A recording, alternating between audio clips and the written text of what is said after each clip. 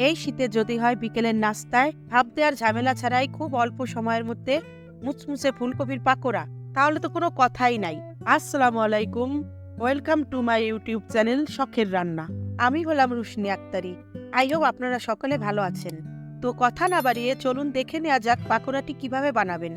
তো এজন্য আমি ফুলকপিগুলোকে এভাবে ছোট ছোট টুকরো করে কেটে নিয়েছি। ফুলকপিগুলোকে বেশি বড় করবেন না, বেশি বড় হলে ভিতরে কাঁচা থাকার সম্ভাবনা থাকতে পারে।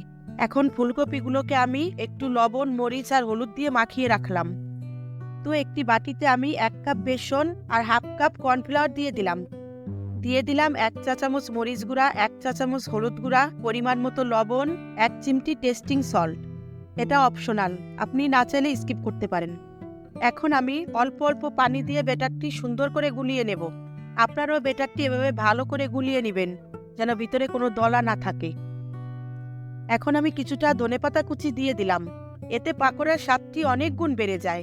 এটাকে আমি আবারও মিশিয়ে নেব। এখন আমি 1 চা চামচ বেকিং পাউডার দিয়ে দিলাম।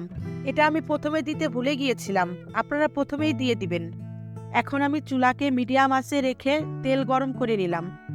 এবার ব্যাটারের ভিতর ফুলকপিগুলো চুবিয়ে একটি চামচের সাহায্যে এভাবে দিয়ে দিলাম। এভাবে আমি মিডিয়াম আঁচে লাল না হওয়া পর্যন্ত ভেজে নেব। এরকম লাল ভাজা হয়ে গেলে আমি উঠিয়ে নেব। তৈরি হয়ে গেল আমাদের মুচমুচে সুস্বাদু ফুলকপির পাকোড়া। আমার ভিডিওটি ভালো লাগলে একটি লাইক দিবেন এবং কোথা থেকে দেখছেন কমেন্টে অবশ্যই জানাবেন। এরকম আরও রান্নার ভিডিও পেতে আমার চ্যানেলটি অবশ্যই সাবস্ক্রাইব করবেন। আল্লাহ হাফেজ।